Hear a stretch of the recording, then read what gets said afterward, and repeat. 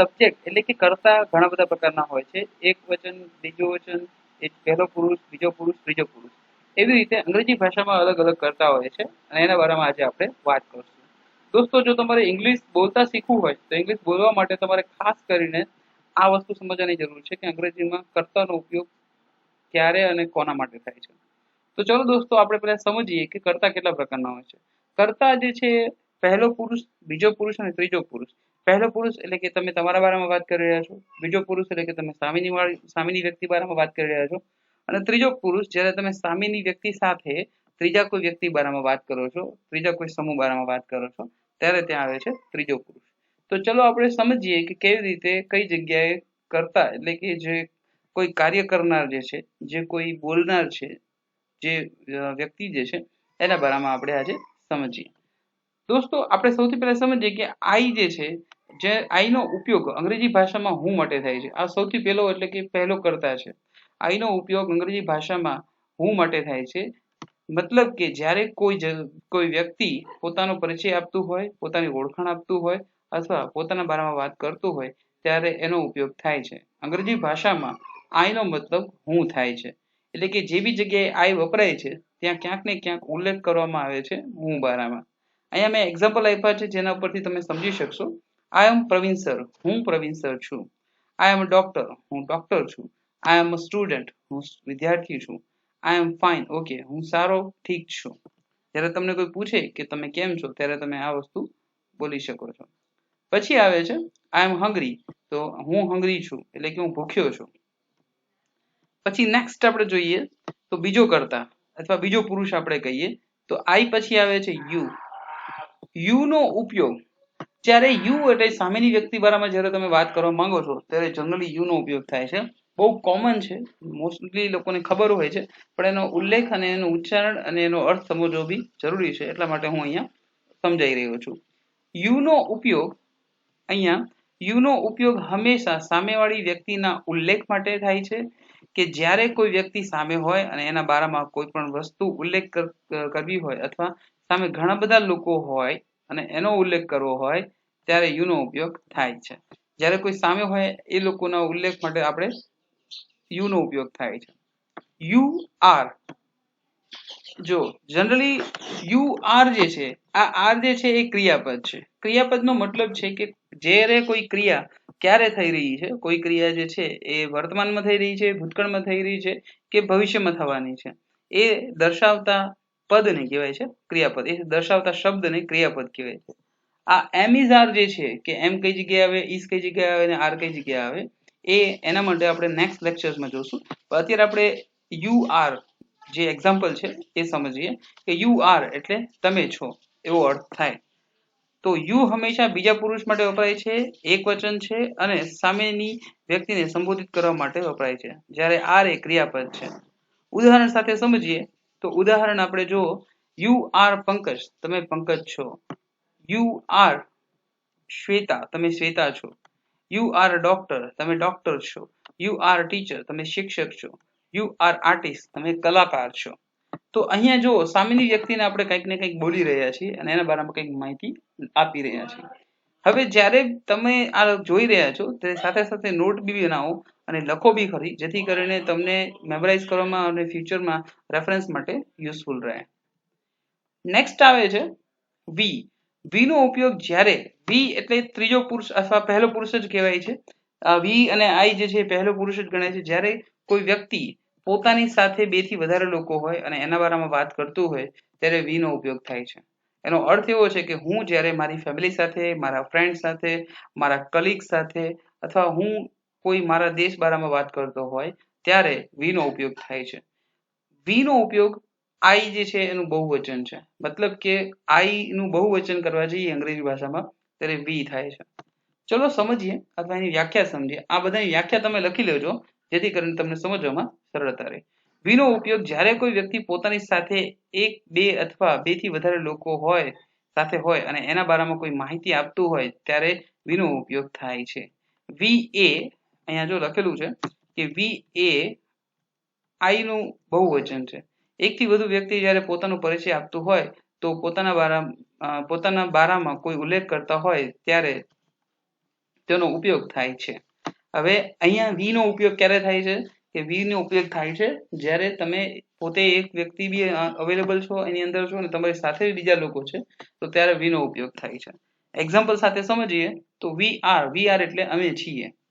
અહીંયા જો એક્ઝામ્પલ આપ્યા છે તો વી આર સ્ટુડન્ટ્સ, અમે વિદ્યાર્થીઓ છીએ. વી આર રાઠોડ ફેમિલી, અમે રાઠોડ પરિવાર છીએ. વી આર પોલીસમેન, અમે પોલીસ છીએ. વી આર ક્રિકેટર્સ, અમે ક્રિકેટના ખેલાડીઓ છે. અને વી આર પોટર્સ, અમે કુંભાર છીએ. અહીંયા પાંચ એક્ઝામ્પલ એટલા માટે આપ્યા છે જેથી કરીને આ એક્ઝામ્પલ જોઈને તમે તમારી રીતેથી બીજા એક્ઝામ્પલ બી બનાવી શકો. આઈ હોપ કે તમને સમજાઈ રહ્યું છે. ધીરે ધીરે હું સમજાવવાની કોશિશ કરી રહ્યો છું. આની અંદર એક્ઝામ્પલ બી નાખ્યા છે, આમાં વ્યાખ્યા બી લખી છે.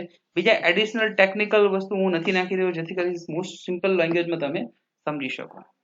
પછી આવે છે હી. હી જે છે એ ત્રીજો પુરુષ છે, પણ હી જે છે જનરલી પુરુષ માટે વપરાય છે. હી નો ઉપયોગ ત્યારે થાય છે કે જ્યારે કોઈ વ્યક્તિ કોઈ પુરુષ બારામાં વાત કરતું હોય ત્યારે હી નો ઉપયોગ થાય છે. સમજીએ આપણે એની વ્યાખ્યા અને એનું ઉદાહરણ પરથી.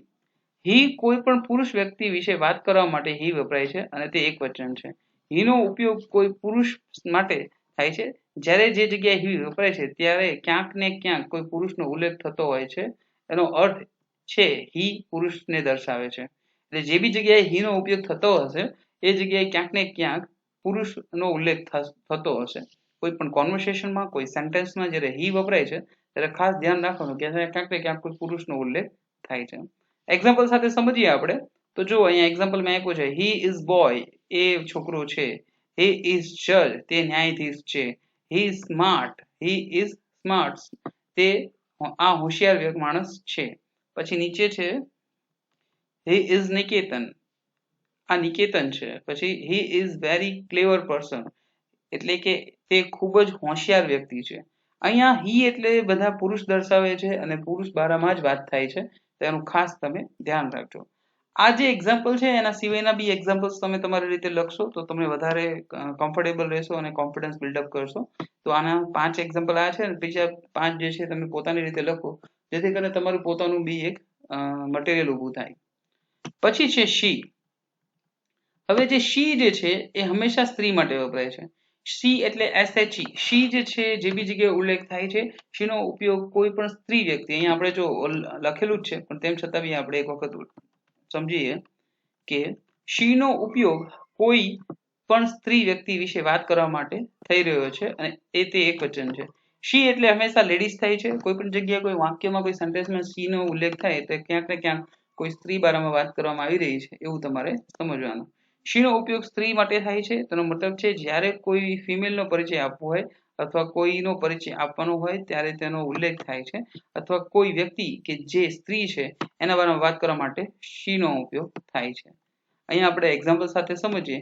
સી ઇઝ ગર્લ, પેલું જે સેન્ટેન્સ છે, પેલું એક્ઝામ્પલ શી ઇઝ ગર્લ એટલે તેણી છોકરી છે.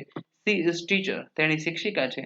સી ઇઝ નર્સ, તેણી પરિચારિકા છે. સી ઇઝ નિકિતા, તેણી નિકિતા છે. અને she is very bad singer, તેણી ખૂબ જ ખરાબ ગાયિકા છે.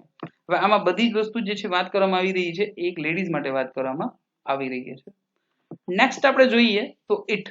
ઇટ બી એક કર્તા છે. ઇટ જે છે એનો ઉપયોગ અલગ અલગ સેન્ટેન્સમાં અલગ અલગ રીતે થાય છે, એ આપણે સમજી લઈએ. ઇટનો ઉપયોગ કોઈ નાની વસ્તુ, નિર્જીવ વસ્તુ, કોઈ નાના બાળકને કોઈ પરિસ્થિતિ અથવા કોઈ સંજોગ માટે થાય છે. તેનો ઉપયોગ મોટા ભાગે કોઈ પણ વસ્તુ, નાના બાળકો અથવા કોઈ પરિસ્થિતિ બારામાં અથવા વાતાવરણ માટે થાય છે. હવે આમાં ઇટ જે છે, it is good, it is bed, આ બધી વસ્તુ જે છે યુટિલાઇઝ થાય છે કાં તો નાના બાળક માટે યુઝ થાય છે, કોઈ પરિસ્થિતિ અથવા કોઈ નિર્જીવ વસ્તુ માટે યુઝ થાય છે.